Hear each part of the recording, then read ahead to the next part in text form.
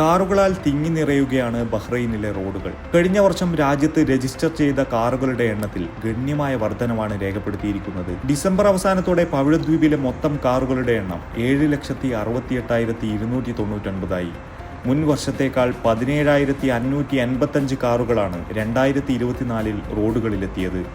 കഴിഞ്ഞ 3 വർഷത്തിനിടയിലെ ഏറ്റവും വലിയ വാർഷിക വർധനവാണിത്. വാഹനങ്ങളുടെ എണ്ണത്തിലുണ്ടായ ഈ വർധന രാജ്യത്തിന്റെ അടിസ്ഥാന സൗകര്യങ്ങളിലും സേവനങ്ങളിലും ആശങ്ക ഉയർത്തിയിട്ടുണ്ട്.